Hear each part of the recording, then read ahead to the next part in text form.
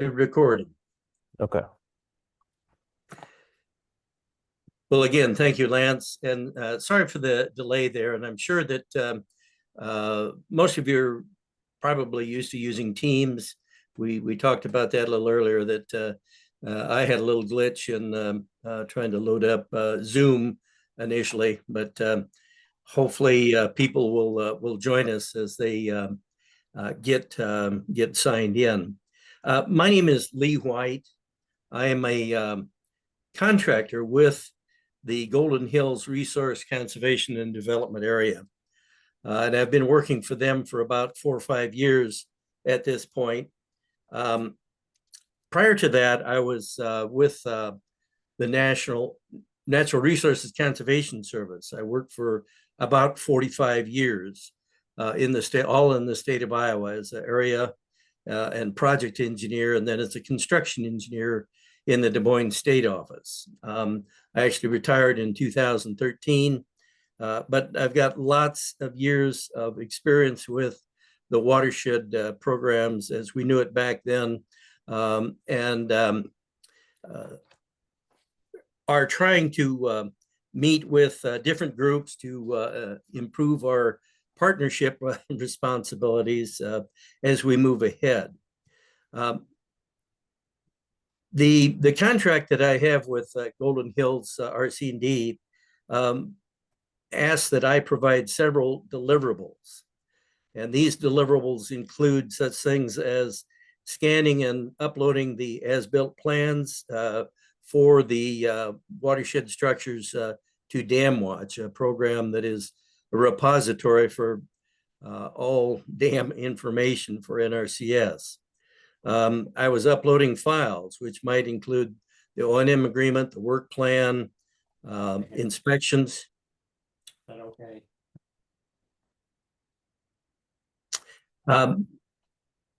I'm also involved in trainings. Last year, we discovered that there was a few districts throughout the state that were not doing any inspections whatsoever of the watershed structures. And so we had specific training for watershed inspectors. In this year, we're actually doing a little bit more with that. We're talking with the sponsors, specifically with the sponsors, and that's who this is directed to today. And we'll get into who the sponsors are in just a little bit.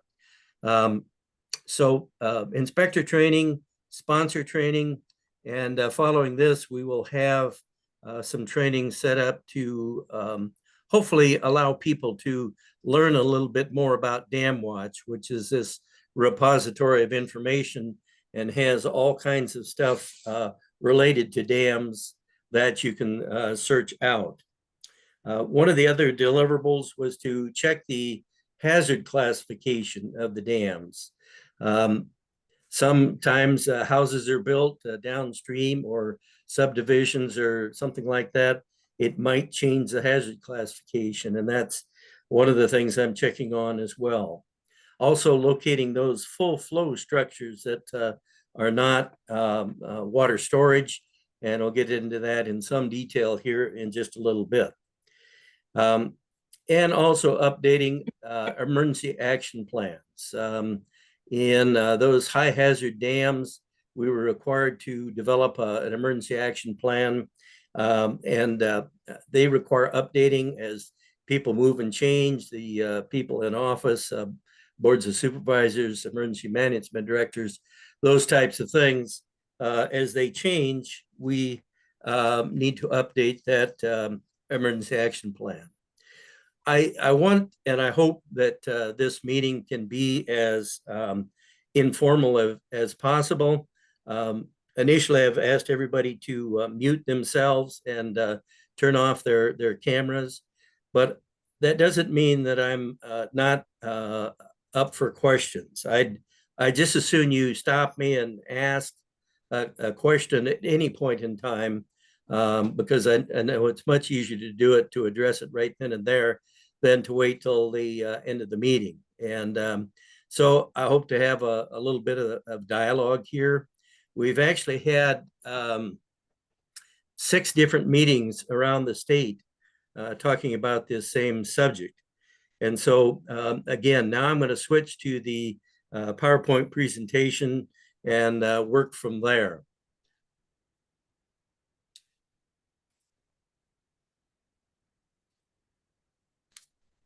Hopefully you're all seeing the first slide. It's basically just a welcome slide. O&M Sponsor Responsibility Training, Spring 2025. And that's where we're at right now. So again, if you have questions, please stop me, unmute your audio and ask away. But first of all, we want to take a look at what were the benefits of the watershed projects. We need to talk about a few things and get on a common page, I guess, if you will. One of the things that we have noticed throughout the years, the first construction of watershed structures in Iowa took place in 1948 in the Little Sioux Flood Prevention Program. So from that time to present day, that particular dam is 77 years old. And I think age is one thing, but what has happened in that period of time, and it's not in a vacuum, it's happened to NRCS, to the landowners, to the boards of supervisors, the saltwater conservation districts, whoever. There has been a generational change. In 77 years, that's very close to 4 generations. And the people that originally wanted the project are most likely not there anymore. They probably have passed on. If not, they're very, very, very old, at least in this particular project. So we have lost a lot of knowledge due to the generational change. Another thing that happens is that the sons and grandsons and great-grandsons may not be as steeped in conservation as great-grandfather was. So, and that is probably true with NRCS positions. It's true with boards of supervisors and also with landowners as well, and the Saltwater Conservation District. But let's now continue the benefits of watershed projects. The first of all was to conserve saltwater resources. As that water was running off and creating gullies, people could see the need for something to check that erosion, to stop that gully erosion from advancing on up the hills. And it was particularly evident in northwest Iowa, where the fragile loess soils were located. And the people really needed something to assist them in their endeavors to control erosion. So saltwater resources, protecting those, conserving those, was a prime purpose of these watershed projects. By the very nature of installing a dam, we tend to filter the water a little bit. It is slowed down. The sediment has a chance to drop out in the sediment pool upstream, and we release a higher quality of water with less sediment in it through the dam. The nature of the dams also tend to reduce flooding. That is a very good purpose from the dam itself. Maybe it has an 18-inch diameter pipe in it, and it really throttles the water down a whole bunch so we can help reduce the flooding. This reduced flooding and conserving the soil and water resources tended to improve economic development. People were willing to build in the watershed or the adjacent community, that there was some conservation and some good things going on.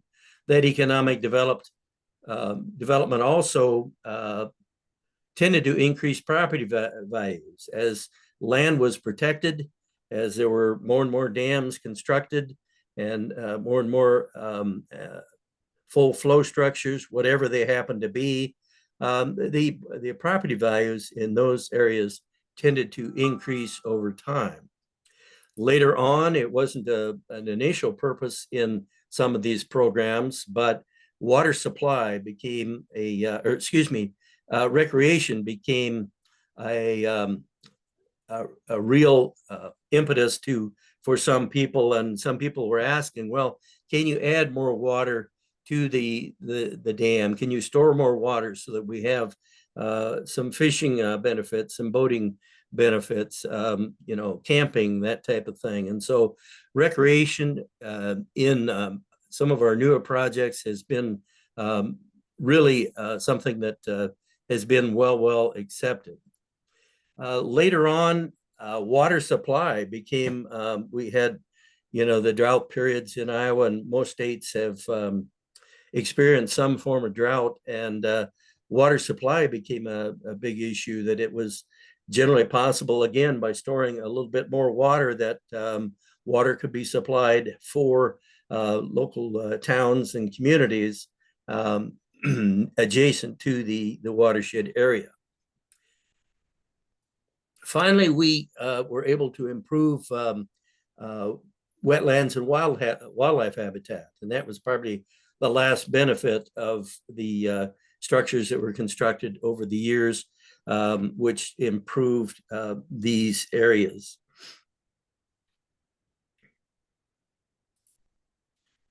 One of the big things that I want to touch on today is to talk about the partnerships that went on, and maybe not talk about it per se, but demonstrate or indicate to you what kinds of things have gone on in the past, that because it truly was a partnership. NRCS didn't have, or at that time, Soil Conservation Service did not have all the answers. And the local landowners were asking a lot of questions. And so in many cases, it was a learn as you go type of thing, but it was a developed partnership as landowners and soil and water conservation districts and others began to work with NRCS. There were some real partnerships developed that helped expand the watershed program over time. Well, who are these sponsoring local organizations, or SLOs, as they are known? Who are they? And we've got several, as more and more purposes or benefits were added to the watershed program over time. There became a longer laundry list, if you will, of agencies and groups that wish to help sponsor these watershed projects.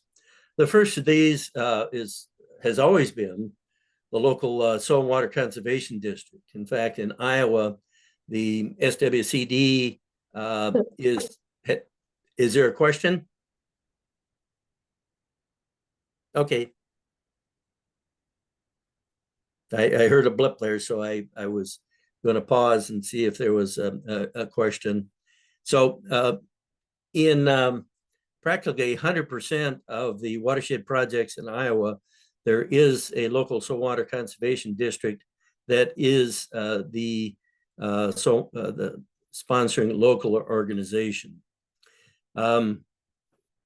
We became aware that after a certain period of time, that in order to provide for operation and maintenance into the future, that we needed someone with taxation authority to help provide operation and maintenance funds in the future.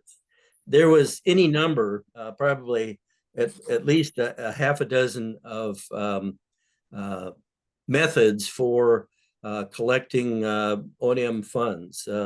In the early days of the program, and specifically in the Little Sioux Flood Prevention Program, the landowners who actually had the structures on their property were asked to contribute to a operation and maintenance fund. And so this is how the original maintenance was collected in those in some of those subwatershed areas in Northwest Iowa. Again, I'll go into that in a little bit more detail as we can continue on. Again, I'm going to ask if you could mute your audio, unless you have a question. Again, I don't know whether we'll have bandwidth issues or not, but that would certainly help. But county boards of supervisors became a sponsoring organization, as well as cities and towns. If there was any recreation or water supply, those adjacent cities and towns became a sponsor of that particular project. Also, the county conservation boards in many cases, and there are many spots in Iowa where we didn't necessarily provide for recreation, but the county conservation board has gone in and purchased land and utilized the watershed structure as a source of recreation for the local people. Now, these are much smaller projects than some of the later projects, but anyway, the county conservation boards have been instrumental in helping recreation throughout the state. The Iowa Department of Natural Resources obviously was a big partner, a big sponsoring organization in many of these larger recreational projects where there was necessary to purchase fee title for the land. There was a lot of land that was required both to build a dam and to store the necessary water. So IDNR has been a sponsor as well. And mentioned water supply, the rural water associations became sponsors as more and more projects requested that water supply be a part of their watershed project.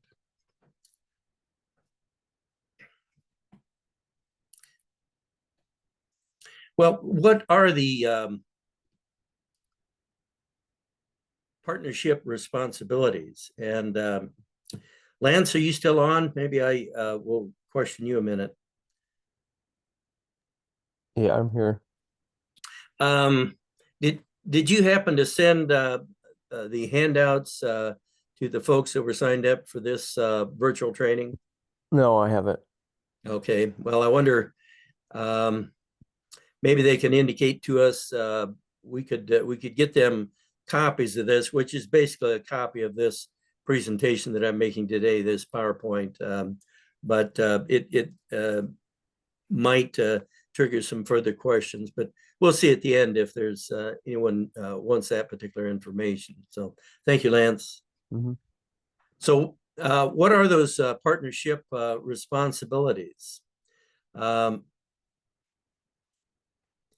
The NRCS chose a different route than we would say maybe the Corps of Engineers or some other federal agency. The Corps of Engineers were a turnkey organization. In other words, they did the planning, they did the design, they did the construction, and they continued on and provided maintenance for the structures that were constructed throughout the United States. And I'm talking about Iowa projects here, but please keep in mind that the watershed program was definitely nationwide, and as the Corps of Engineers were. But it was thought that some other mechanism was needed, that this was probably a little bit too expensive for the types of projects that we were getting involved in. And so the federal financial assistance through the NRCS and through the Soil Conservation Service earlier on, we paid for the planning, design, and the eventual construction of those structures. And so the cost outlay up front was with the federal government. Well, what was the sponsoring local organization requirements? The first of these was to provide the necessary land rights. And rather than purchase fee title or owning land, such as the Corps of Engineers, it was felt we could get free gratis easements, given the size of the projects that were initially started within Iowa. And I say free gratis, but that doesn't mean these easements are free by any means. There is a cost associated with that. The landowners provided that land, generally free gratis, but just the changing that land use purpose from maybe pasture or something like that, or maybe it was cropland, and eventually became part of the dam, or it was part of the flood pool, part of the sediment storage area. So there definitely was a cost to these easements. The operation and maintenance of the works of improvement also was a cost that was to be borne in this split of responsibilities, was to be borne by the sponsoring local organizations. And so this is the responsibility breakup between the federal government and the sponsoring local organizations.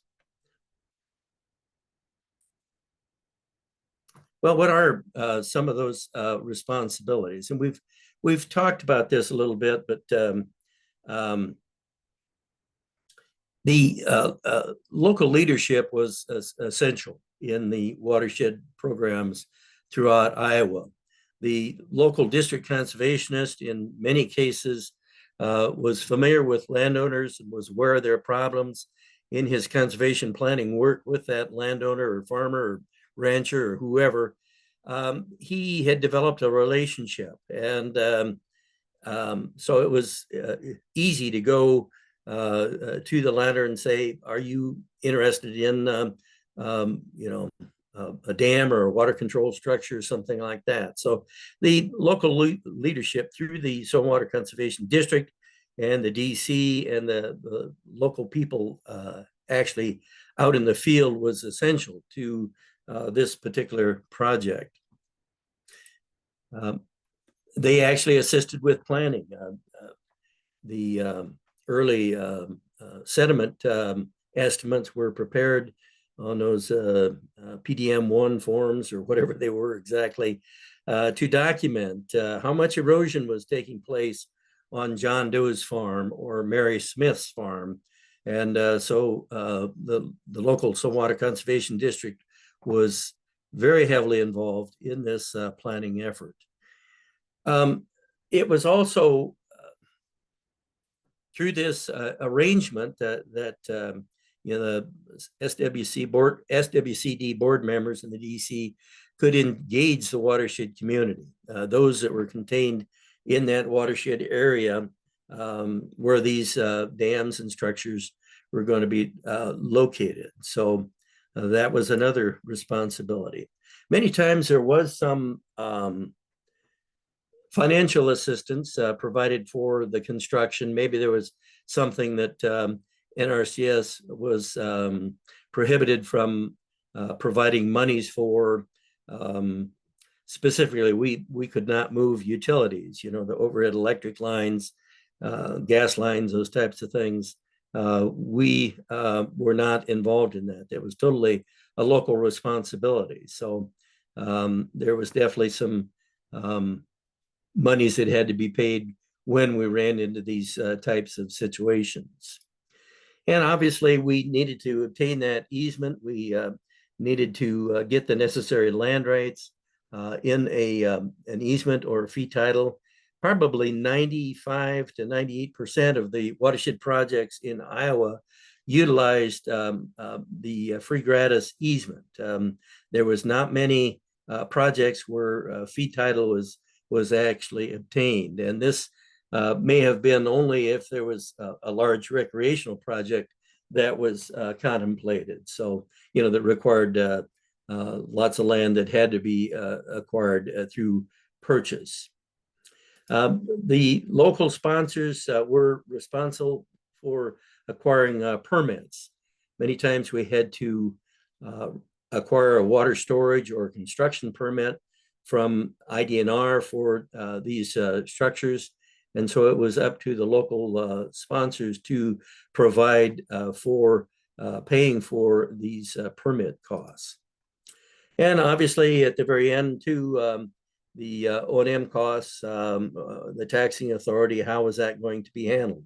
I mentioned one form of, the farmers paying what they actually did. The farmers generally paid up front into a fund that was managed by the local Saltwater Conservation District and put it interest. And the thought being, and I'll be the first to acknowledge, I think we had very little idea what operation and maintenance costs were going to be in the future. In fact, in some of the early planning, there was just a percentage of the total construction cost that was utilized as a figure for the expected operation and maintenance costs. And I think if I remember correctly, this was about 3.5% of what the dam might cost, just the construction cost of the dam. At least that was the estimate. But keep in mind, we didn't have a track record.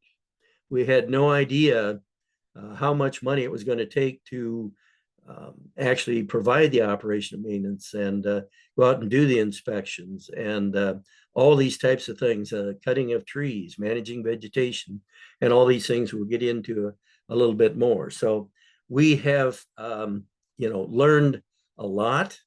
I'm I'm here to say that we have more to learn. But in my viewpoint, and this is not NRCS, or this is my viewpoint as a retired NRCS person, we were more concentrated on constructing new structures throughout the watershed projects and trying to get as much on the land as we possibly could. We didn't have anyone that was dedicated to working with the sponsors and the soil water conservation districts on these O&M issues. So I would be the first to say, I think that, and again, this is me, don't quote this as NRCS, this is Lee White that's talking. We have a lot to learn about O&M and how we continue to collect funds and those types of things. Question out there, or was that just a blip? I hear, different sounds at different times, so sorry about that. So obviously at some point in time, there had to be operation and maintenance of works of improvement.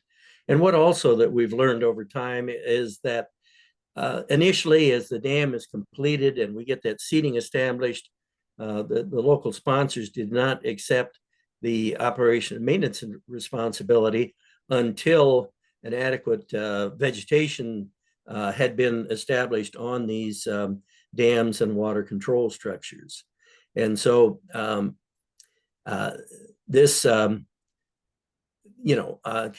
the actual operation and maintenance inspection and doing the actual maintenance itself was probably very little in the beginning. Most dams don't require much maintenance until they get a few years age on them, but probably about 15 years old and more and more things start to show up. Maybe there's fertilization of the grass cover is needed to keep that grass adequate to resist erosion, that type of thing. So although the maintenance costs are very, very low in the beginning, as time marches on, those costs tend to increase. And so it's somewhat parabolic. It's not a steep increase, but definitely as time increases, so does the cost of trying to maintain these structures in the future. Talking about easements a little bit, basically this was a legal document that granted rights to the sponsor from the landowner. And these rights were for different things. The first of those was actually construction of the dam. The footprint of the dam occupied a certain amount of land, and so construction of the dam required that we get rights to that particular piece of land where the dam was going to be located. We also needed to allow for permanent water storage. Remember that all dams, it's the purpose of any of the dams that we've constructed through any of the programs, at the end of their program life, and we're going to get more into that here in just a little bit, the dam would be conceivably filled with sediment. If there was a perfect world, the estimates that the geologists made and the estimates that the economists made as to what the program life of the structure would be would match, and the dam was magically filled up with sediment at the end of that program life. Well, obviously, this didn't always happen. So we needed to provide, get necessary easements to cover that land that was going to be covered with sediment in the future. Also, as we get that design storm, which the dam was designed for, we needed to provide for temporary storage in the flood pool area upstream of the dam. So, construction of the dam, the sediment storage, and the temporary storage were the big things initially that we had to obtain easements for. But they also provided for other things as well. The easements were necessary to provide inspections and also for operation and maintenance activities in the future. And as many of you may be aware, not all of the dams are located next to the county road. Many of them are a half to 3/4 and maybe even more away from the county road. So we had to actually describe an access route that was suitable to the farmer, that could be used for purposes in the future. And also, the part of the purpose of the easement was to restrict development in the auxiliary spillway, floodway downstream. You might notice that we used to call this auxiliary, we used to call that an emergency spillway. And we kind of got away from that because it had a wrong connotation from the standpoint of engineers and others working with these dams. The auxiliary spillways are actually designed to flow.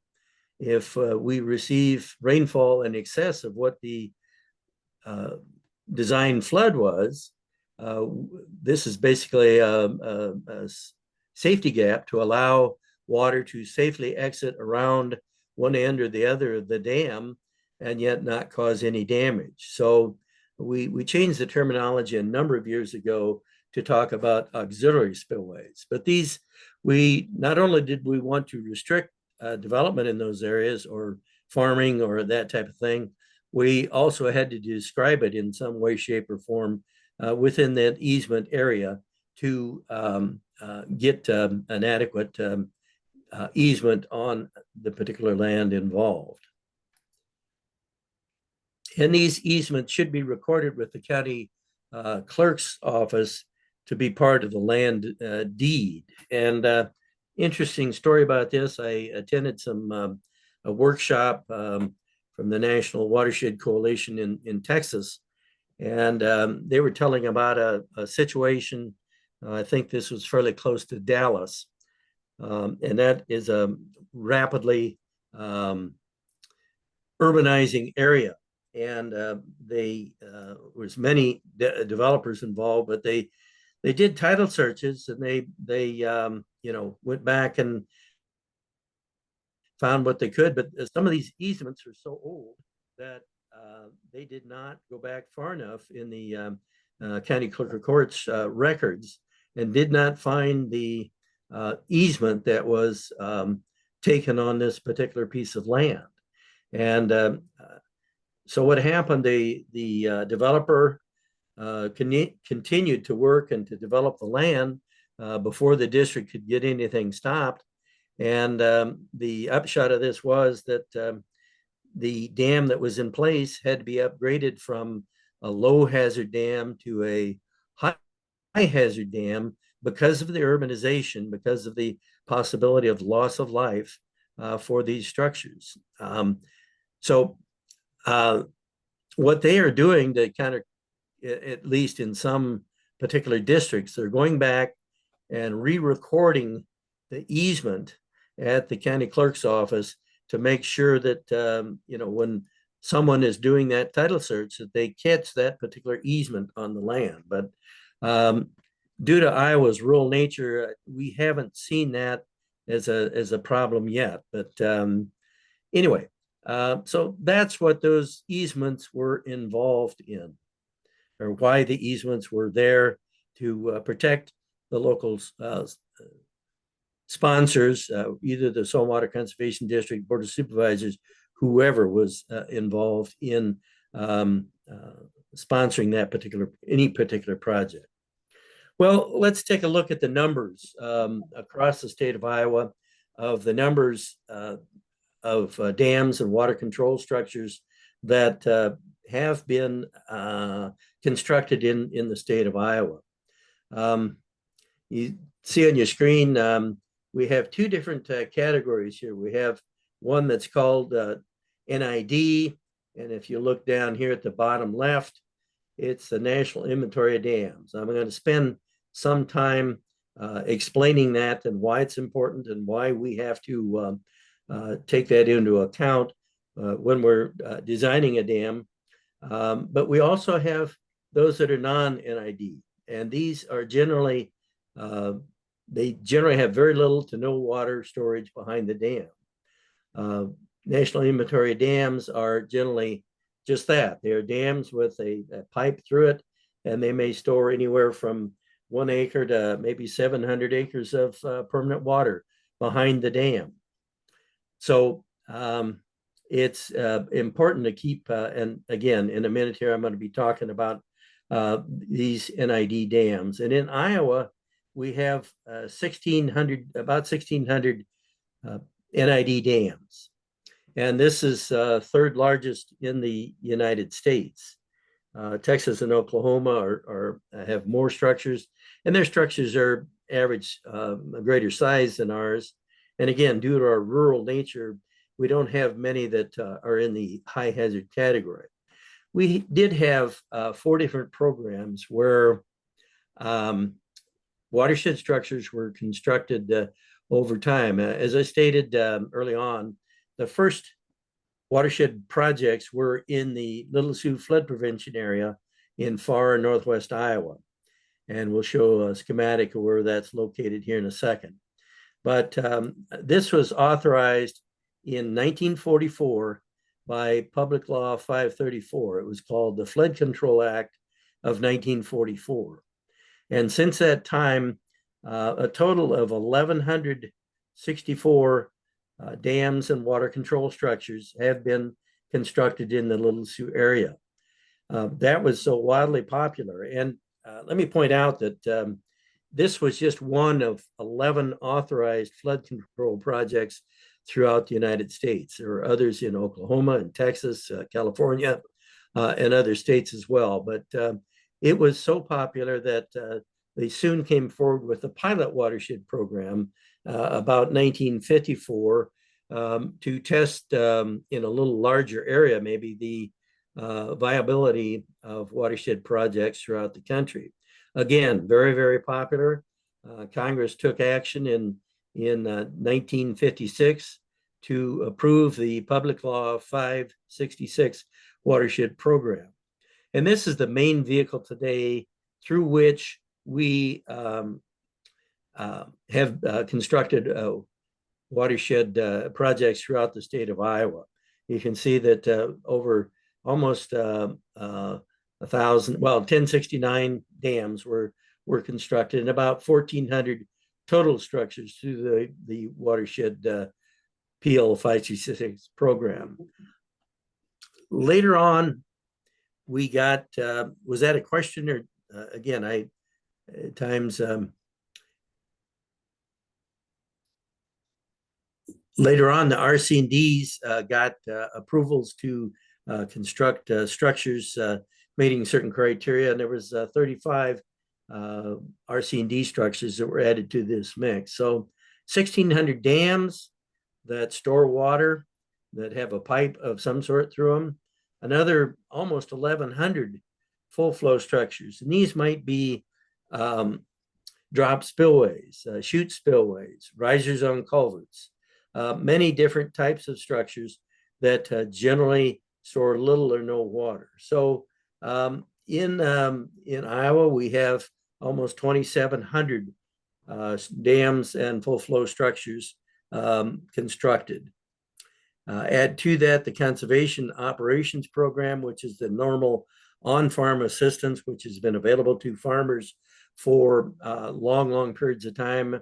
And presently, we've constructed another almost 1,300 dams on those on-farm situations.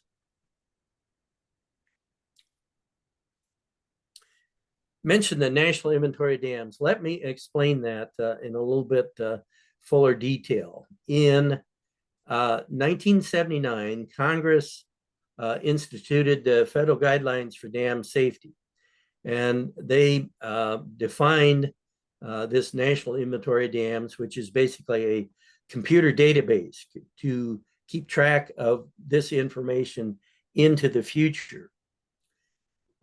The reason for this was goes back to the Teton Dam failure in 1976.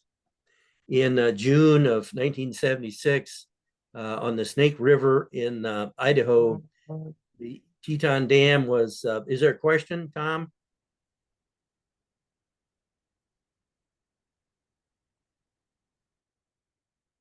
Okay. The Teton Dam was, okay, sorry. I saw your light flash off there, and I thought I would at least make time for someone to ask a question if there was. But anyway, 1976, there was an extreme amount of snowmelt.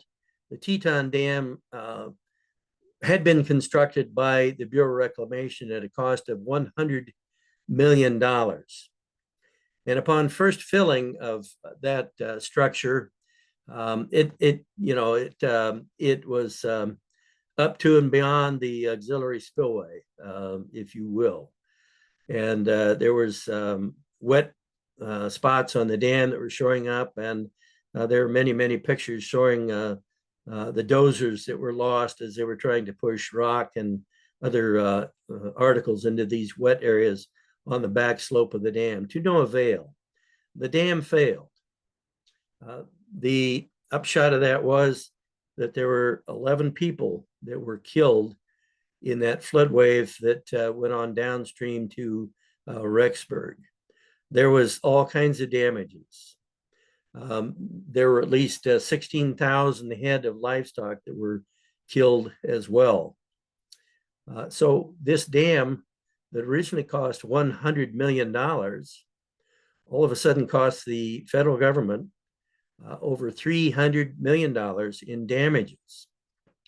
So Congress was asked to do something, and I think we'd have to say that from 1976 to 1979, the way Congress tends to work sometimes, that's a pretty short amount of time. But anyway, the upshot of this is we are required to report any dam meeting certain criteria. And so that's the importance of this National Inventory of Dams. And it's basically a record of a lot of different physical and locational information about the dam. How tall is the dam? How much storage does it have? Where is it located? In what county is it located? Who are the sponsors? All types of things. There's about 70 or 80 different items that have to be addressed in filling out this form for providing information for the National Inventory of Dams. Well, what is that criteria? Beginning, I mentioned hazard criteria a little bit previously, and we need to be aware that there are different hazard criteria for dams as they present a greater and greater hazard. A low dam hazard classification situation may only involve, maybe the farmer's fences are damaged if the dam were to fail. Maybe, some crops might be damaged, that type of thing.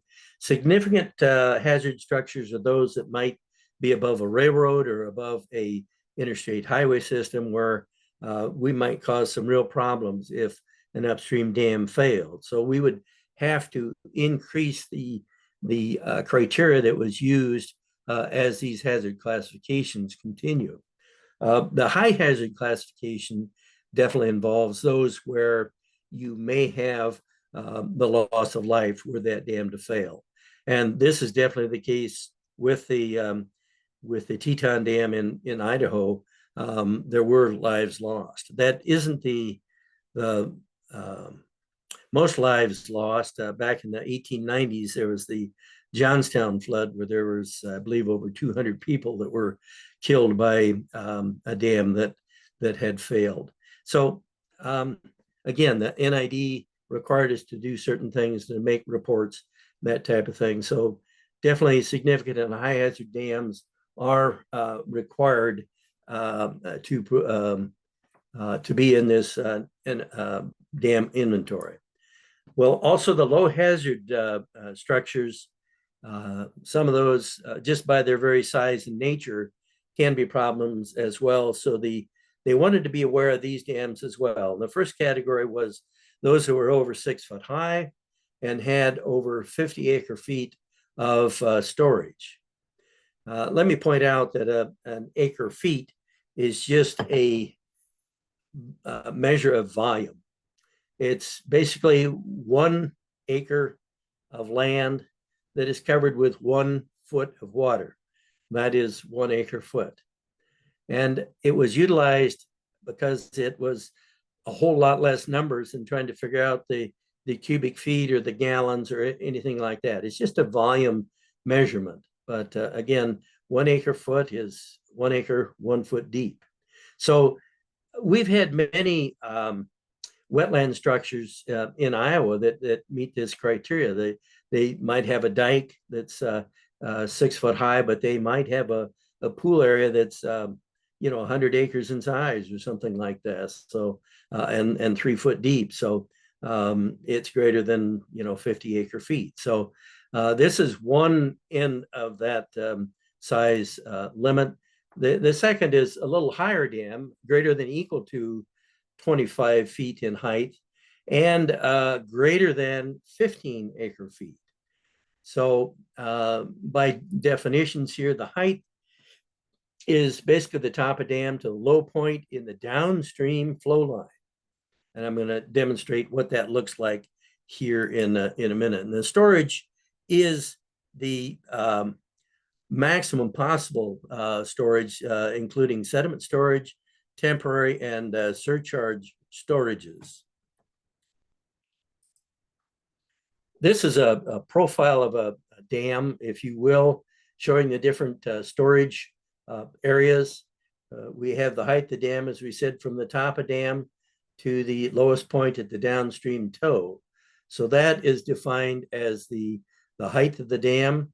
We generally have a pipe or some kind of conduit through the dam, providing flow through the dam. The upstream part of the area above the dam is for sediment storage. And as we pointed out, or as I pointed out here a few minutes ago, this is expected to be filled up during the program life of the structure. The temporary storage area would include that area up to the auxiliary spillway, and this might be caused by the design flood if it were to occur at some point in time during the life of that dam. I had a hydraulic engineer that I worked with for many years early in my career pointed out that from a statistical standpoint, that you are likely to see that design storm once in 30 years. Even though the dam may have a program life of something like 50 years or 75 years or 100 years, you're likely to see that flood of record perhaps show up in a 30-year time period. So he said, Lee, he said, normally in your work span, you're normally going to see at every structure, you're going to see that design flood in about a 30-year period of time. Now, because of things happening with climate change, in many situations, we're seeing increased flooding that exceeds that 30-year time period. But this is just a way to explain all those different storages. Above the auxiliary spillway, we have what's called surcharge storage. And it is from the auxiliary spillway to the top of dam. And this elevation is generally anywhere from normally about 3 feet, but on the bigger dams, it might be up to 8 feet or thereabouts. So there can be a significant amount of storage in that location as well. This is just a map of Iowa showing the spatial location of those 1,600 structures throughout Iowa. And note that it's generally in the southern and western Iowa that we see the predominant location of these structures. There are a few up in Winneshiek and Allamakee County that were constructed by the Watershed program, but by and large, most of the structures, and these are the Little Sioux project here in Monona and Woodbury and others in this area, but just shows the location of those and gives an indication of where they're at and how many there are.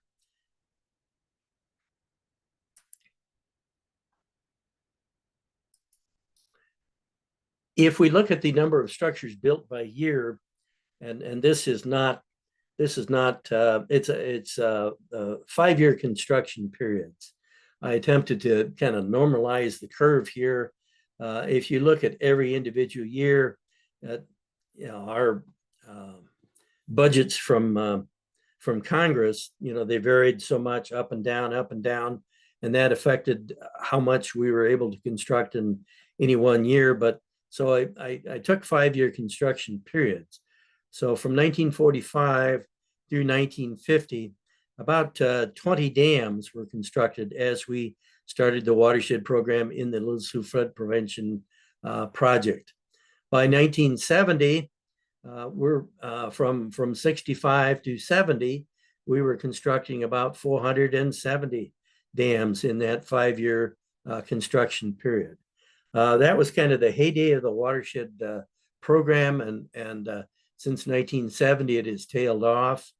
We saw an increase due to some watershed projects in southern Iowa. They're actually planned by Missouri, and we have several of those that extend into Missouri, cover both Iowa and Missouri parts of the watershed. But it was small flood control projects. Rather than building one large flood control structure, it was felt if we built maybe 5 or 6 structures that only captured 200 acres or 300 acres or something like that, that we might have more acceptance. And indeed we did. We were able to build quite a few structures. We saw that construction increase up till about 2005, and then has tailed off. And the watershed program was cut off, our funding was cut off in about 2012 or 13. And since that time, it's come back in a different format, but different criteria in place at this point in time. Excuse me.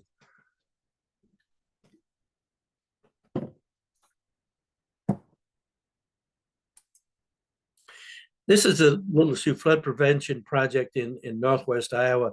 This just shows the location. The green areas on this map are the individual sub-watershed projects that came to being through that particular project. A lot of work in Monona County and Woodbury County. Just by indication, Monona County has over 300 dams that meet NID criteria. Woodbury, about 440 dams that meet those criteria, but also Plymouth, Cherokee, Ida, Buena Vista and O'Brien were involved in that Little Sioux flood prevention program, and quite a bit of work done. As I mentioned, the first construction in Iowa was in Monona County in 1948, about in this location here. So there are dams there that are 77 years old at this point in time. This is those 566 watershed locations, not the dams themselves, but the actual watershed locations. And again, southern and western Iowa is where most of them are located. Some up in far northeastern Iowa. There's a couple in what we would call the Des Moines lobe. These are drainage projects, and we constructed several drainage projects in Iowa, but that was removed as a project benefit or a project that could be based on drainage because it was seen or felt that drainage was more of a management type practice, that the farmer could do it on his own and see the benefits rather than the federal government having to do that. So we do have several in Iowa. They were, tile and channel type projects, but by and large, western and southern Iowa, where most of the structures are located. Essentially, we have a couple of different types of structures. We've talked around this.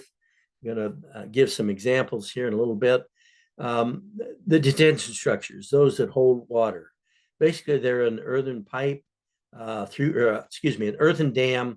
an earthen dam with a pipe through some type of pipe conduit, either concrete or steel or some spillway but all these dams store water. Secondly, full flow structures, and these might be small earthen dams. They might not meet that NID criteria. They might have a pipe spillway, but they don't meet the NID criteria. It might also be a chute spillway or a drop spillway. As I said, some drop inlets that are small, that don't store very much water, would be included in this category. Risers on culverts, and basically they store very little or no water. So we're going to take a look at examples of both at this point in time. This is a structure that was constructed with Little Sioux flood prevention funds. I believe this was completed in about 1977. So it is obviously over 50 years old, that program life. And again, we're going to get to that in a little bit.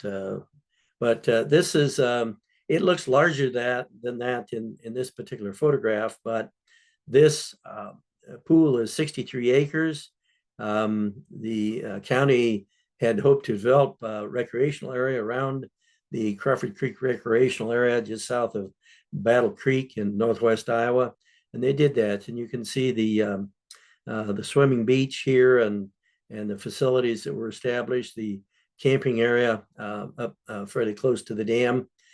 This one has, since it is about 50 years old, it has caught quite a bit of sediment over time.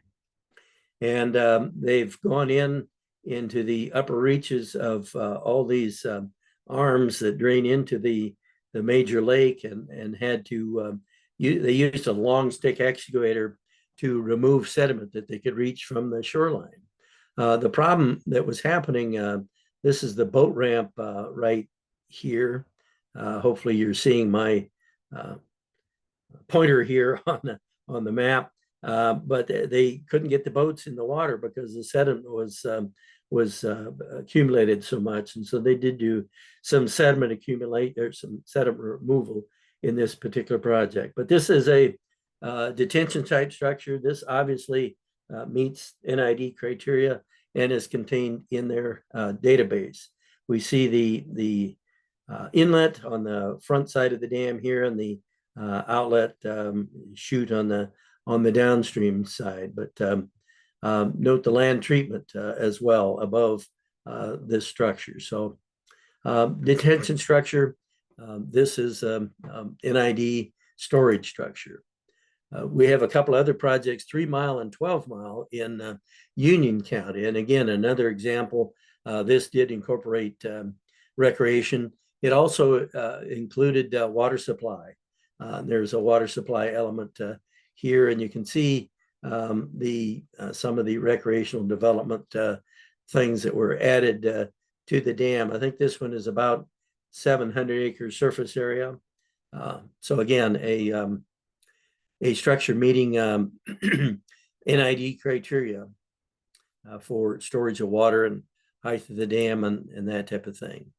The more normal types of watershed projects that we have been involved in throughout the years, a little bit, much smaller size, involving probably water that's stored on maybe a couple of different, maybe 3 different landowners, something like that. Again, pointing out the land treatment. And this was required to be installed prior to any construction on the dam. So the necessary land treatment had to be in place before building that dam. More land treatment, terraces and such above these watershed structures.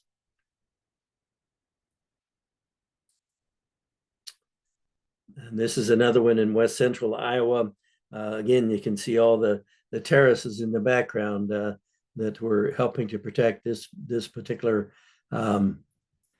structure. And also another benefit that is shown here, the county engineer was probably able to remove a bridge and replace it with a smaller culvert of some sort and not have to maintain a bridge over that particular crossing.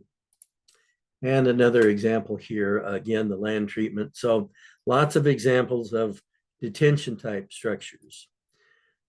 Here is one example, and I just threw in one for your knowledge. It's a box inlet drop spillway, but we have the graded grassed waterway that was constructed, and it brings the water down to this particular structure, and the water drops over the box inlet here, and the energy is dissipated inside those concrete walls. And so you can see there is no storage of water. This just happens to be water that's stored on the floor, but no water upstream. So it is termed one of those full flow structures. Okay, now looking at more specifically operation and maintenance itself. What is it? What types of things might be involved? Well, in all watershed projects, NRCS required that we have an operation and maintenance agreement. And this stipulates the dams that were involved in each construction part or each watershed. Some watersheds were small enough that all the construction could be done at one point in time. This didn't always happen. Milpickune in western Iowa, Harrison and Shelby and Crawford counties had 135 structures in it. Soap Creek in southern Iowa had 132. So I'm just pointing out that it was impossible to construct that number of constructors in one project or construction part. At least we chose not to. It was just too mammoth of a project for something like that to go on. So we had prepared an operation maintenance agreement for each construction part or each watershed area. And the duration of the agreement was normally the program life of the practice. And this was normally 50, 75, or 100 years, depending upon where it's at. Probably about 85 to, well, probably about 90% of most of the projects in Iowa have a program life of 50 years. Now, what do I mean by program life? Well, I think that we need to be very clear. It's not the design life of the dam. It has nothing to do with the design life of the dam. What it is an economic construct, if you will. Say the dam cost $100,000 to build, and we were receiving maybe $5,000 in benefits each year from the installation of that particular structure.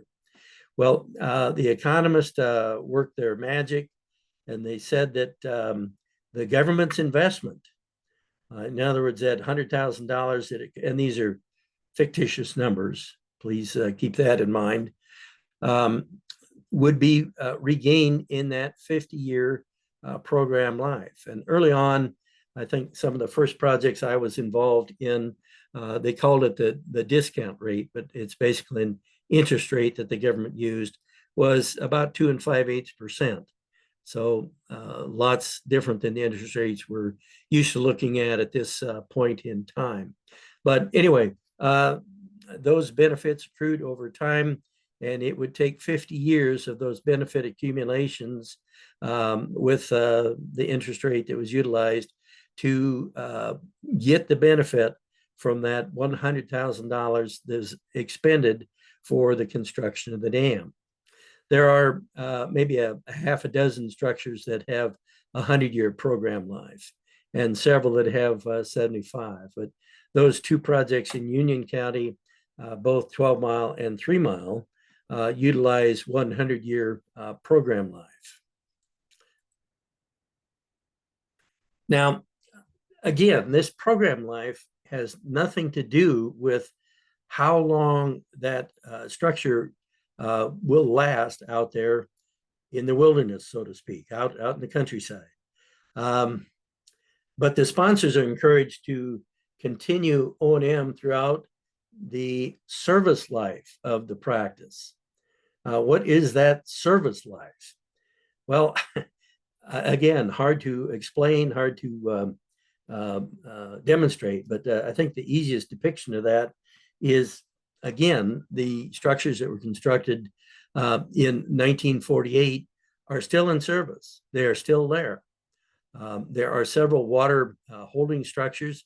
A couple of them still have water in them. They're, we're protected by several dams upstream, and so they're still collecting sediment, still providing benefits to the land downstream. So as a minimum, we know that the service life of some dams in Iowa is at least 77 years. I'm reminded, I saw here recently that Hoover Dam in Arizona is 90 years old this year. So the Hoover Dam is 90 years old. That's its service life, but who knows how much longer it will continue to provide service. In that particular instance, the Hoover Dam is a concrete dam. It was constructed with concrete. And the amazing thing about concrete is that the cement that it took to build that particular dam, it is continuing to hydrate and cure and whatever, and is increasing in strength as time goes on. It takes about 28 days for concrete to reach a lot of its strength, but it continues to gain strength over time. So hard to say what the service life of Hoover Dam might be. The same item that I was looking at, I saw this particular age of a dam. They had pointed out that there was an irrigation dam, and I'm not quite sure where it was, but it was over 120 years of age. So these are the types of service lives. Again, we know that the dams can be at least 77 years old in Iowa. So that's why we're saying that, and I don't know from the people that are on this particular event here today are aware, but some letters have gone out to different sponsors when a dam reaches its program life. it's a duty of the NRCS to make the sponsors aware that the structures in the watershed have reached their program life. And so most of the O&M agreements that we wrote were for 50-year periods of time. So what these, and these are called closed project letters or notifications. And some of your districts may have received some of these. They haven't all been sent out, but some have, and they've engendered a lot of questions. And basically it says that, the O&M agreement is completed. The 50 years is up, but by no means is the benefits of the structure used up or utilized or complete, because these structures are continuing to provide benefits into the future and will continue to do so as long as they are maintained. So we've had some questions. Some folks have said, oh, we just give it back to the landowner. Well, I submit to you that the landowner is far less capable, even though he might be a wealthy landowner, and that isn't always the case. He is far less capable of providing maintenance to these structures, nor knowing what is necessary for the operation and maintenance of these structures. So we are encouraging that sponsors continue their looking at these structures and providing for their maintenance into the future, because these benefits are continuing to accrue to that dam. So what we're saying is that we really don't know how long that service life is. As pointed out in the delegation of responsibilities early on between NRCS and the sponsoring local organizations, the O&M must be performed by the sponsors. It's not something NRCS can help pay for. We've been involved in we've had projects where there's been a problem identified. The structure is less than 50 years old. We've been able to go in and help rectify these problems, but that will not be the case with those that have reached their program life. And this brings up the ability and capability to raise O&M funds. That's why we said that the boards of supervisors had been involved early on, and many have provided taxation for some of these watershed projects so that adequate operation and maintenance could be completed over the years. What did the O&M agreement say, or what did it? What was it? Let's just talk about it a little bit. The O&M agreement was a written agreement, and it was signed by everybody. It was signed by all those who were sponsoring local organizations, and it was signed by the state conservationist in Iowa of the NRCS. And so it was a written agreement, and it required the sponsors to conduct an annual operation and maintenance inspection.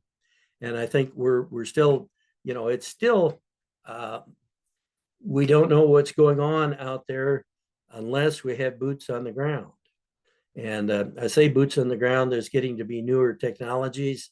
We're seeing increased use of drone technology to get out there and see and take pictures. And this is quite possible, but still, when there's something that the drone can only get so close, and the camera acuity may only be so good, so that sometimes we just have to have boots on the ground to be able to tell what any problem, if there is such a thing, is going on at any particular structure in time. So after these inspections were done, we asked for a report of all these dam inspections and providing a copy to NRCS. I mentioned the Dam Watch program earlier, and right now this is the repository for all things dams in Iowa. We have of those 1,600 NID dams that we've constructed in Iowa, we have all but 76 where we have as-built plans that are contained in Dam Watch. And all the sponsors can maintain access to taking a look at those particular as-built plans to see what elements went into building that dam. And as-built plans is one thing, but it also contains the O&M agreement, emergency action plan, if there is one, if there's a high hazard structure in the area. And NRCS employees may or may not be involved. This is going to be dependent upon an individual supervisor, whether or not there is time or ability to take a look at some of these problems. But I think it's always beneficial to have an NRCS person, if available, perhaps a technician or someone like that, that is familiar with the dam and has been out on the farm before. But again, the responsibility lies with the sponsors and with the sponsoring local organizations such as the Soil and Water Conservation District, the Board of Supervisors. So they're the ones that are responsible for providing any operation and maintenance that might be necessary.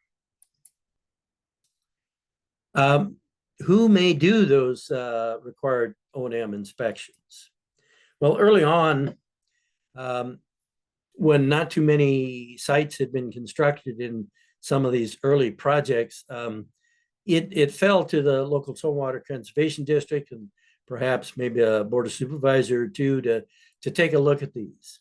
Maybe they'd only had 5 or 6 or 7 structures constructed in a watershed project. And so it was pretty easy to take a look at these. I remember as a student trainee in about 1970 in Southern Iowa, I was called upon to go with the project engineer, and we met with the Soil and Water Conservation District personnel and the DC and boards of supervisors. We broke up into groups, and there are 3 or 4 members in each group, and 2 hours later we had the entire inspection done. This doesn't happen much anymore with the numbers of structures that are completed in any one particular watershed area. So it's physically impossible in many situations for the SWCD board to be involved in those inspections. Thankfully, in some of the smaller projects, they are and do maintain close contact. But what we're seeing more and more is hired or contract situations. Perhaps they've hired, and this has been the case for years going around the state. Many of the districts hired a former NRCS employee, maybe a retired technician. In Southern Iowa, we had a retired district conservationist that did some of these inspections. And, we're familiar with what the dams contained, and we're knew what to look for and in terms of what was a problem and what may not be a problem of some kind. But in any event, training is necessary because dams are complex. I'll just repeat that. Dams are complex. Without looking at that as-built plan in Dam Watch, you don't know whether there's any drains that are contained within the dam to keep the downstream toe dry, or other elements. And it explains all those elements and shows what they are in the as-built plan. So just keep in mind that some form of training is necessary. Point this out, I early on in my career, I was located in Sioux City, and the Woodbury County had hired not the county, but the Saltwater Conservation District, with the assistance of the county, had hired a new individual to do the inspections. And I mentioned that they had like 450 dams and structures in that county. So it's very difficult for the SWCD board to do those inspections. And they hired this individual who was green as a gourd, had no idea what a dam was or what it was supposed to do, or what was a problem, what wasn't a problem. Those trees looked nice on the dam, but were they supposed to be there? So when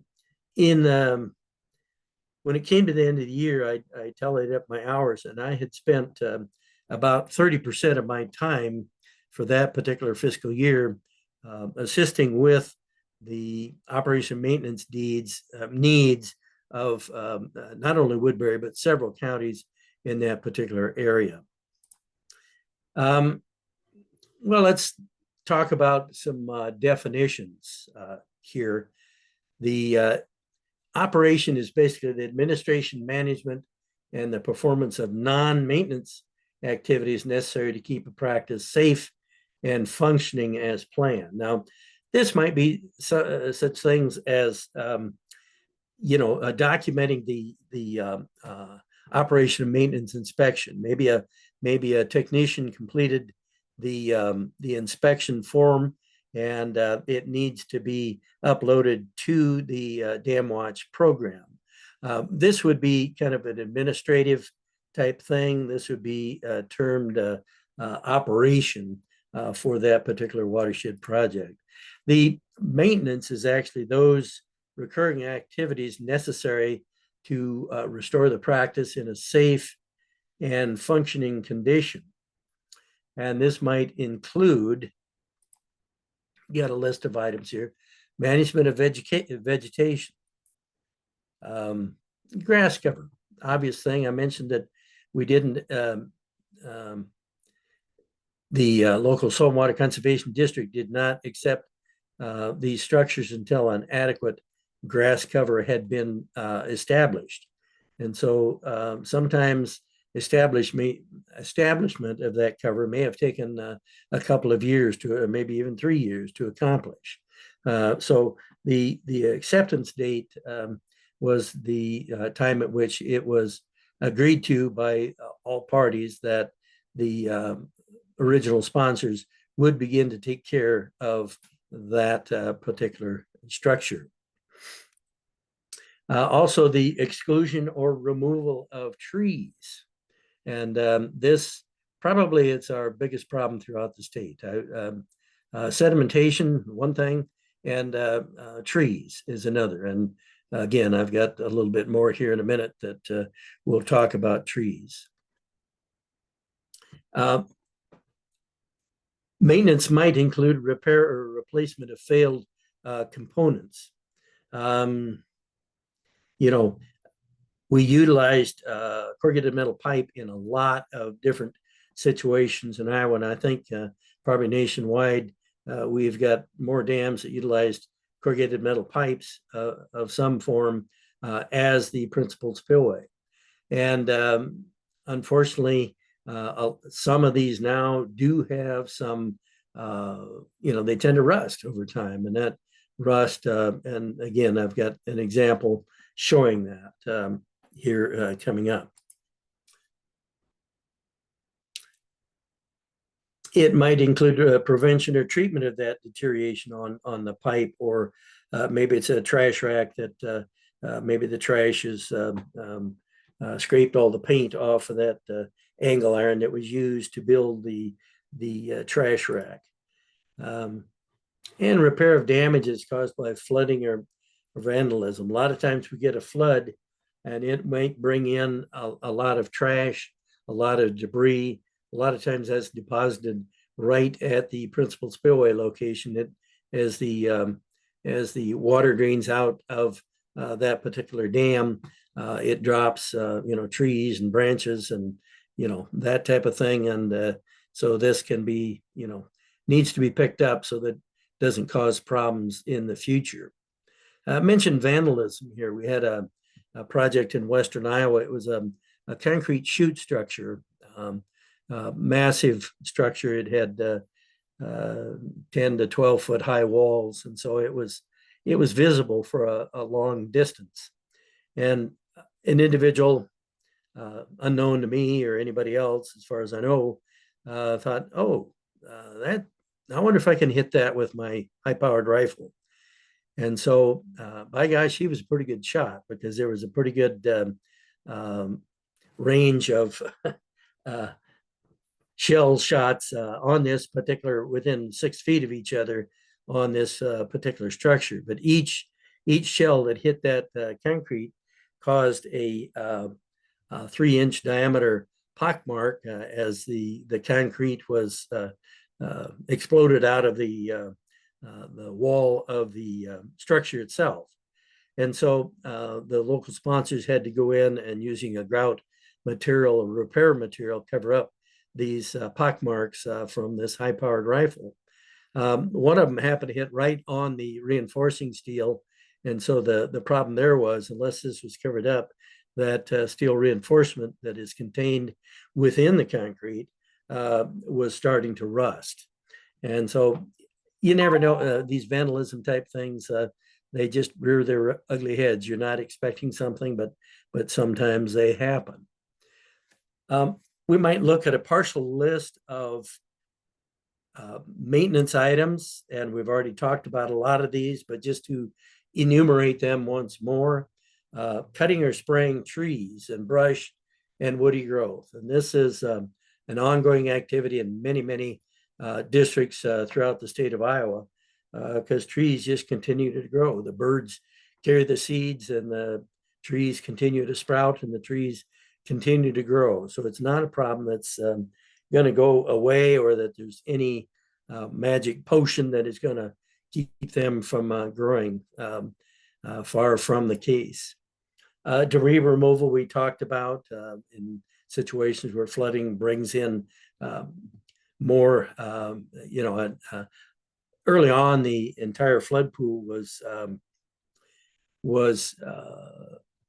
logged. The trees were removed and cut down, but that soon became more of an expensive item that was not done. So in the newer projects, a lot of the flood pool area still has a lot of standing trees in, and when that stuff dies, it floats and then comes back to the dam.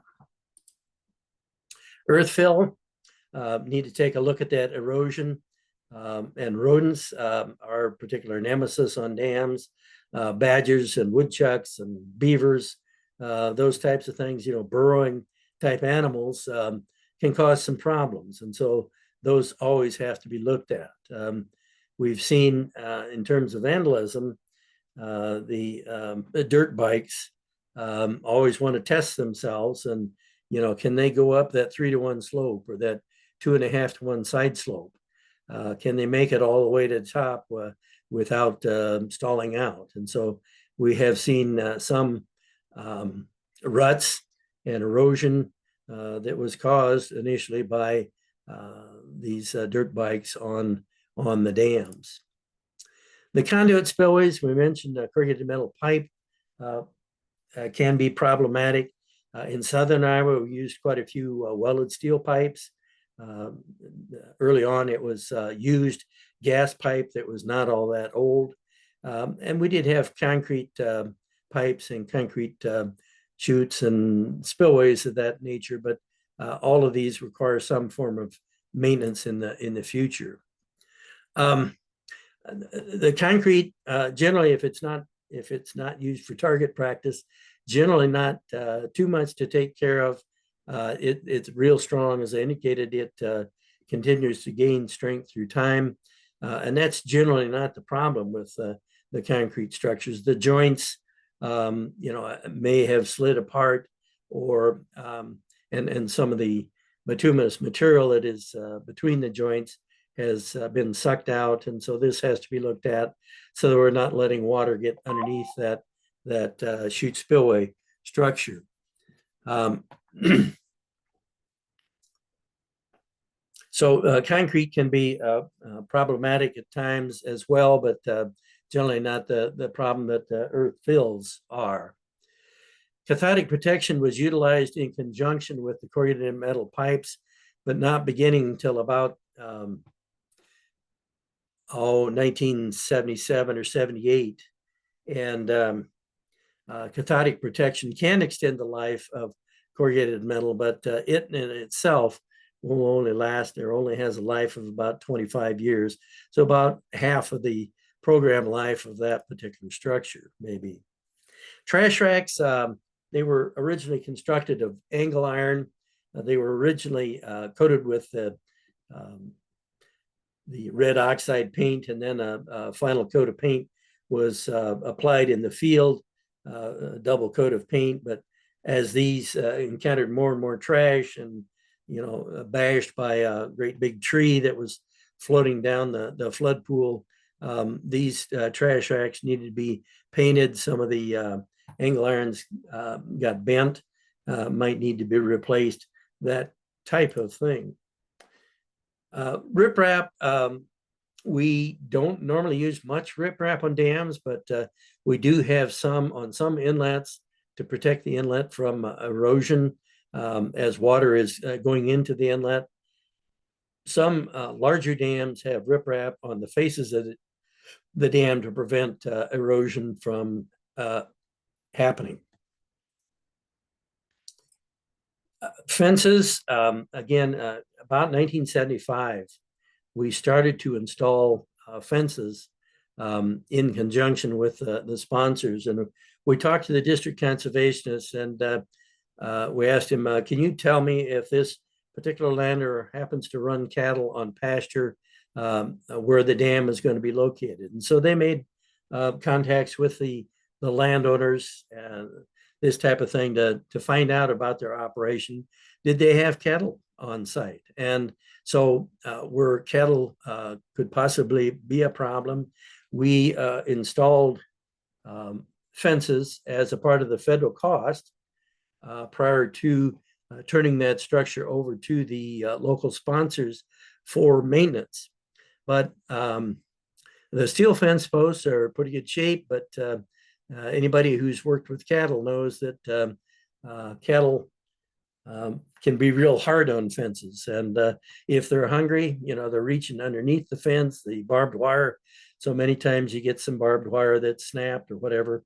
And we got some loads of wood fence posts that probably weren't treated quite as well as maybe they should have been. But again, those wood posts may only last 25 years. So we need to take a look at those fence posts. If it does have, probably the bigger problem is all those structures. I showed you that curve earlier. Most of the structures were constructed before 1970. So they did not have fences unless the district determined that it was a problem and went in on their own and installed some form of fence to protect those older structures.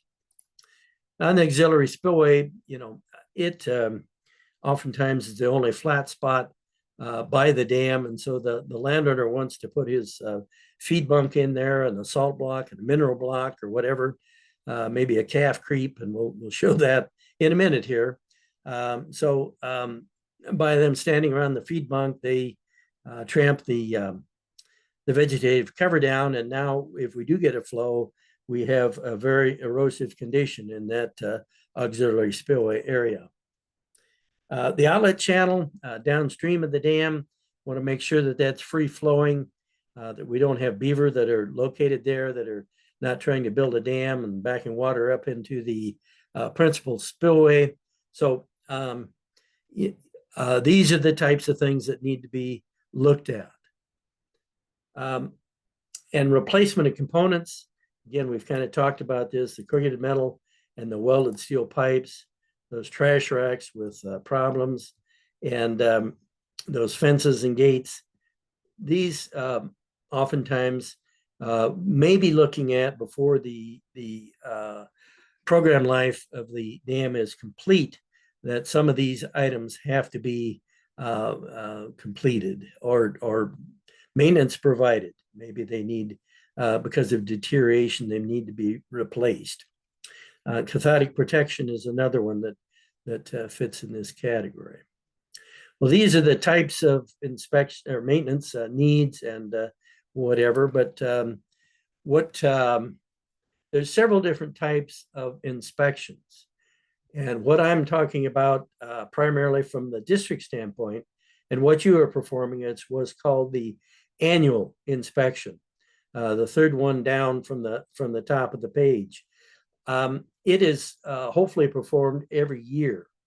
And only with those boots on the ground do we know that there's a problem out there, or that the sponsors can be realistic that there is a problem out there.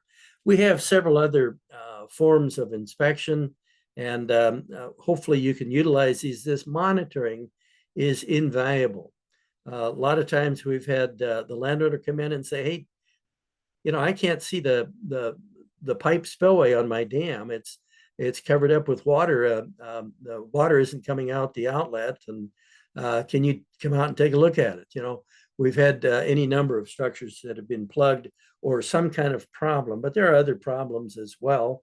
But the landowner is the prime one. If you can keep a good open line of communication with him to have him tell you, what's going on out there. How's the dam looking? Is the vegetation okay? Again, with the Teton Dam, that first filling was a major problem. And it can be with some of our structures as well. That Crawford Creek recreation site in Ida County, it was essentially like that. It sat there for 2 or 3 or 4 years, just slowly creeping up. It was kind of in a drought situation, but then we got some snow melt and some rainfall, and a combination, in one event, it was filled up to the crest level. So, and that's a critical point in time where that dam needs to be looked at. The IDNR does formal inspections of those significant and high hazard dams on a 5-year rotational basis. And they generally will be contacting your offices, and NRCS may participate in those as well. And we have participated in many of those formal IDNR inspections, and it's a good thing to do if at all possible. So I would recommend that you be involved in that whenever possible. And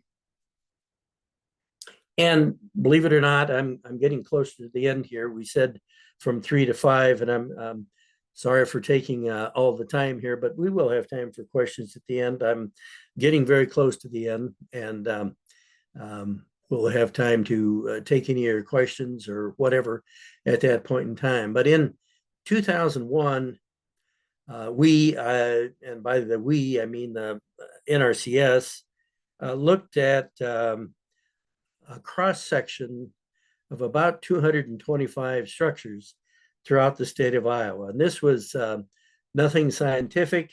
It was just a grouping of dams, and there was some full flow structures.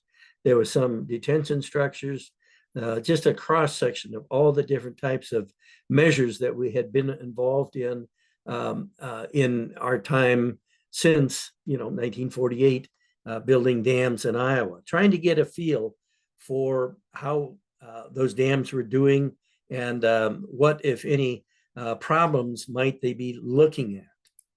We found that of those 225 dams, that about 3% had experienced a hazard classification change. Specifically in Woodbury County, we'd had a number of houses that were constructed below a dam and right adjacent to a series of dams.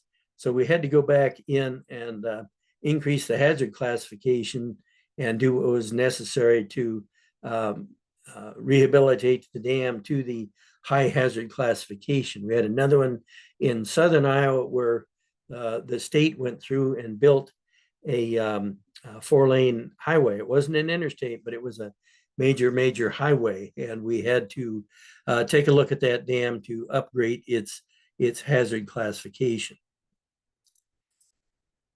There was excessive sediment accumulation, and by excessive, I mean that the sediment pool was filled up prior to that program life, and this happened about 60% of those 220 some structures. So about 120 or so had excessive sedimentation. 6% of those that we looked at in this sampling had foundation seepage. In other words, seepage was coming around the dam or underneath the dam or something like that, and was not caught in the water control system, the drainage system in the downstream portion of the dam. So we had some problems with that over time.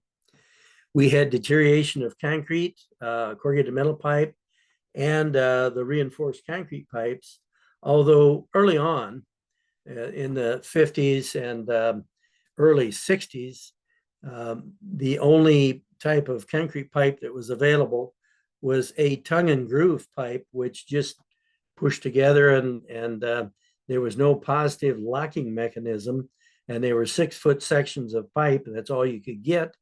And so these were constructed. The product was pretty good. The concrete was sound and really had great strength. But after the dam had settled and the base of the dam elongated, several of these pipe sections pulled apart, and to the point of 2 to 3 inches gap between one section of pipe and the next section of pipe. Well, this was basically due to not having some positive means of connecting that pipe. And so we had to do many repairs and rehabs were on those early pipe situations to correct that. These days, the concrete pipe is a different animal altogether. It's positively interlocking. It is difficult to assemble. It takes a block and tackle, or sometimes even the nose of the excavator pushing that piece of pipe to mate with its upstream sister. And they're great pieces of construction now. They don't have the problems with pulling apart after that load is applied to the concrete pipes. But anyway, deterioration of CMP and the pulling apart of those RC pipes was a problem. And we had concrete deterioration, not associated with long-range rifles. The joints having problems, pulled apart, and separation of those joints was probably the biggest problem with those concrete structures. We had erosion around concrete structures. Sometimes that swirl getting as it goes through the pipe causes some excessive erosion. So we had around the spillway structure itself in many cases, and this is, I think, particularly with full flow structures, we did have about 3% of the time that it was a problem. One of the problems that, and I don't know why we didn't do this, we did not quantify how many of those 225 structures had problems with trees on the dam or near the dam. I would guess that probably 75 to 80% of the dams that we looked at that period in the time, and it's back in 2001, so it's already been 24 years ago, and a lot of things have changed, but trees continue to grow, I can assure you. So I don't know what percentage of dams had problems with trees. Just suffice to say there was quite a few. And just to give an example of that and talk about this a little bit, this is my friend, Eastern Red Cedar trees. This is in Western Iowa somewhere. And not only are they on the dam and on the top of the dam, but they're growing in the growing area where the construction of the dam meets the original ground surface. And the problem with dam, or excuse me, not the problem with trees on the dam, pardon me, it's getting late. I've been doing too much talking, and we'll give you an opportunity here in a minute. But the eastern red cedar is not a long-lived tree. And so when it dies, the root structure also dies. But the root structures were generally searching for some source of water. And I can guarantee you almost that these structures on the toe of the dam, some roots were going upstream because they could sense that water was coming from somewhere and they wanted to reach that water source. Well, these would have been very easy to cut down and maybe spray to keep from growing when they were, just a seedling, just a few inches tall. But that did not happen. And so now we have a real problem. And so I love trees. Don't get me wrong. I've planted many trees myself, but please not on or near the dam. So this is a Southern Iowa example or Western Iowa example. This happens to be in Southern Iowa, just a different variety of tree. But these would be much easier to get rid of, cut with a chainsaw or whatever at this size at 3 to 4 inches. Then this booger over here, this old box elder, I think that 30 inches in diameter. It's been there for quite some period of time. This is one of those examples of dams that was constructed prior to fencing. So it was sometime prior to about 1975. So there's no fence here to exclude livestock. And this is a hot summer day, and they're cooling off, and they walk along the dam itself, and they tromp the vegetation. And look back here, this is the auxiliary spillway. I mentioned the calf creep feeders and the bunks for salt blocks or whatever. Because that's level, the landowner has it in this particular location. We would definitely discourage this type of situation because it leads to this type of situation, wave erosion on the dam itself, and can be a problem without that protection upstream, and with not keeping the cattle away from the dam. We end up with an erosive scarp face like this, which is going to need attention pretty quickly. Here's an example, maybe not a maintenance situation per se, but an example of what we are encountering. This happens to be in the Mill Pick area up in Northwest Iowa and Shelby, Crawford, and Harrison counties. But the sediment pool is totally filled with sediment. You can see that here, this kind of darker sediment here. So that's the farmer's farming that. So that's a positive. But the negative is that he's also farming the auxiliary spillway.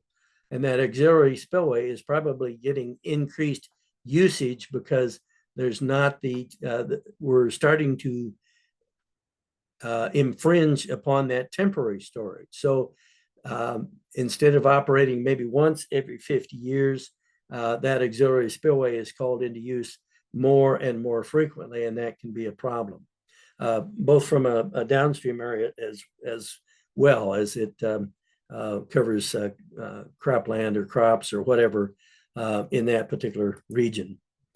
Mentioned corrugated metal pipes. This is just one example. This is an outlet pipe in the Ledgewood Creek in Southwest Iowa. It's a corrugated metal pipe, and you can see with the vegetation that's growing there away from the end of the pipe that it is non-effective at containing water. Now, there's a couple of different ways of replacing this. It can be replaced, dug up and replaced. In some parts of the country, they're utilizing a slip form or a polyethylene pipe that they put through the larger corrugated metal pipe. And they're finding that they can utilize a 14-inch diameter polyethylene pipe inside the 18-inch diameter pipe, but then they have to grout that particular area between the two pipes so that it, the areas like this void here that is created by the corrosion of that pipe can be protected. So here's the picture you're looking for. This is the summary of what I've talked about today for the last couple of hours. Hopefully you've gleaned a nugget or two of truth here, but we've constructed over 2,700 watershed structures in Iowa since 1948. And we fully expect that a lot of those detention structures will continue to perform, will continue to provide benefits into the future. The watershed projects that we've talked about, there are many benefits that we have seen throughout the years, not the least of which is saving the soil resources and preventing flooding, but many other benefits as well. And they're continuing to perform that purpose. And we want to continue these partnerships. I mentioned the closed project situation. Doesn't mean that we're walking away. We're here for technical assistance. It just means that maybe we might give you a plan for what it may take to adequately maintain the structure in the future, but it's up to the local sponsors to do that. So it is a local responsibility for O&M. And operation and maintenance is necessary to continue accrual of all those benefits beyond the project life. So O&M is required. That's another thing to point out. Even though that 50-year program life thing is complete, the IDNR requires that permitted dams that they are responsible for must have operation and maintenance performed on it. The only way to positively get away from that hazard is to actually remove the dam or to breach the dam. But I guess from my way of thinking, the government, a long time ago spent very good money to install this dam, and it is still providing benefits and will still in the future if we can provide the necessary operation and maintenance for that particular structure. So the sponsors have indeed provided needed maintenance on many projects in the past, and I expect will do so in the future. So thank you. We come to the end of our slideshow, and I know we've exceeded 2 hours, and it's past many of your quitting time. I'm on a kind of a sliding scale here, so I can quit anytime, but I just like to open it up for any questions. I know this is a lot of information to throw at you at this point in time, but are there any questions? Lee, if it's okay, I'll jump in. Go ahead. Tom Moss, I'm with the Madison County Soil and Water Conservation District. We have an impoundment, Badger Creek in Madison County, and we are nearing the end of structure life. We have roughly 50 structures that we're maintaining leading into that.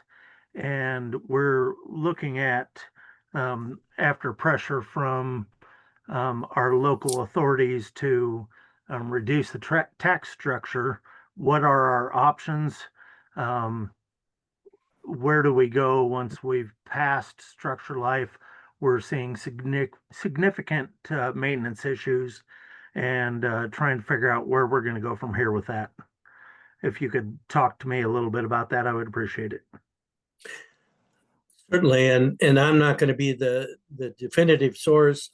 Again, I'm a retiree. I'm hired by Golden Hills, but certainly this is not the first time we've heard this question in this series.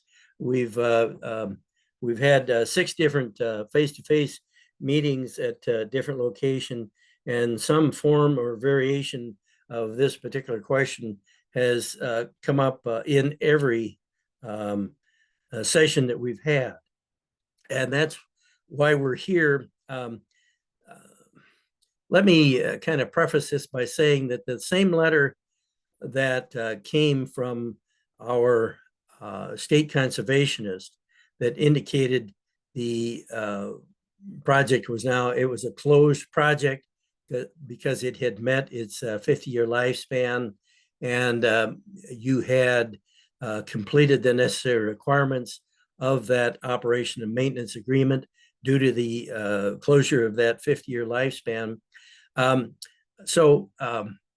John Hubert, as a state conservationist, signed that letter of notification of closed project.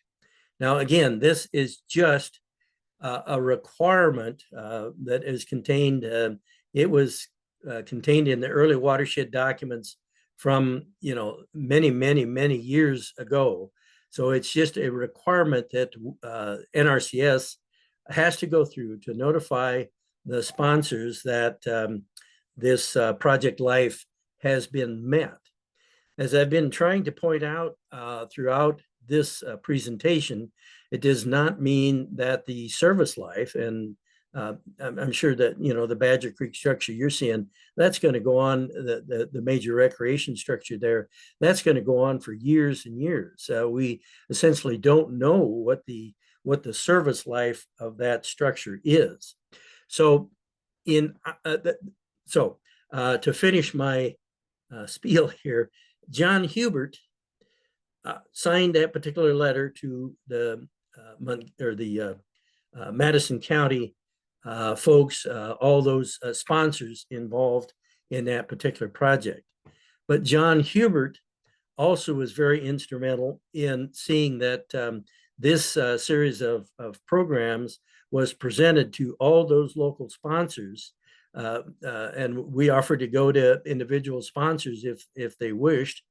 Now we should have it on videotape here to present to someone in the future. But John was very instrumental in requiring that one of the deliverables that I worked on with this Golden Hills RC&D project is O&M and the sponsor responsibilities going into the future. And I'll be the first. I know you're not the only county that is. Taxation is a bad word these days. We know that, and people don't want taxes. They want their taxes reduced. We understand that, but there's obviously there's a certain level of taxation that the people will withstand, if you will. That's not the correct terminology. I'm sorry, getting tongue-tied at this late point in time. But my whole point here, by pointing out that John signed the closed project, but he also signed off on me working with and providing information to the sponsoring local organizations that we know that these dams can go into the future. Now, I can't predict, what your budgets will do. You have far better knowledge of that than I do. And I would be the first to say that there are many structures that really have served their purpose. We have some full flow structures in Iowa in Western Iowa that there was a large feedlot that was upstream, and the full flow structure was totally covered up with sediment and other stuff. But obviously we don't need, it's covered up. We're not going to dig it out. It's a stable situation now. So obviously there are some of those that can be deleted from the operation and maintenance responsibility. But for many of these dams that continue to have water in them, they are continuing to function. And we are here to stand with you to help provide solutions and technical assistance into the future to do what we can. So Again, I think there's a couple of things. This is a long-winded answer, and I apologize, Tom. It's just not a simple issue.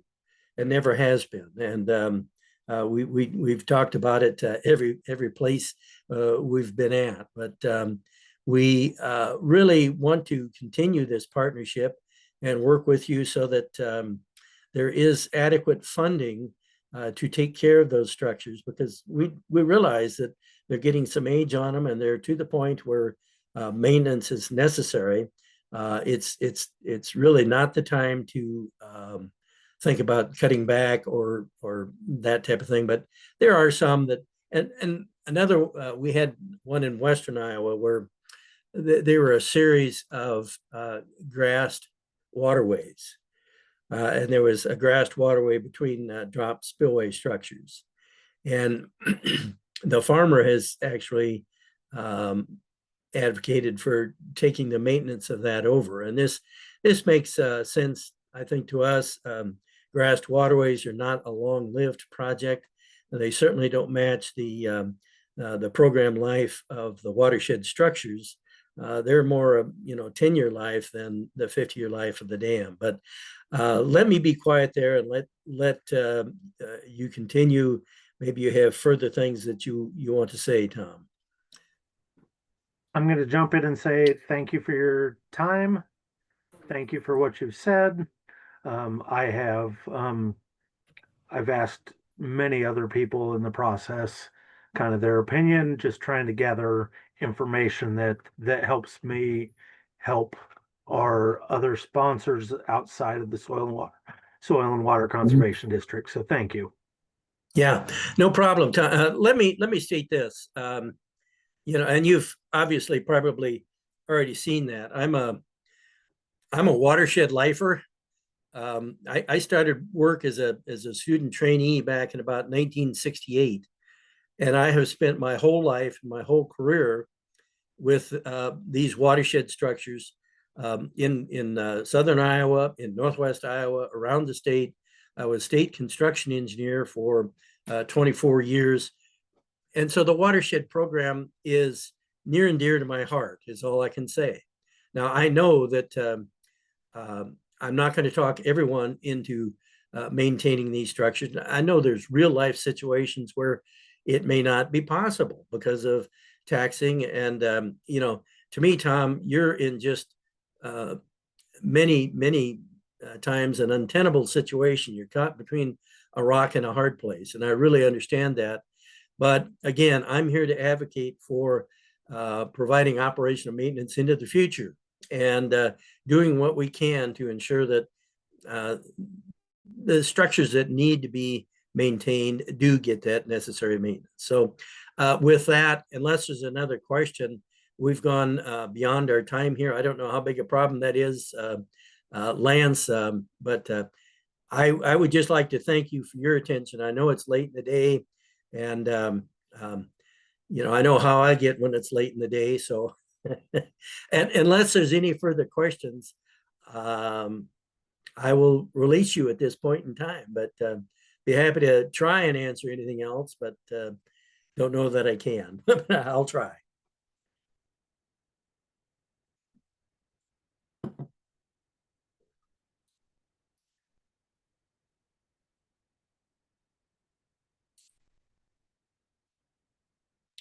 Well, again, seeing none, I think I will stop my sharing now and turn it back to you, Lance, and you should have the controls. Okay. I don't have anything else, so thanks, Liam. Okay. Thanks everybody for joining. Thank you. Thank you, everyone.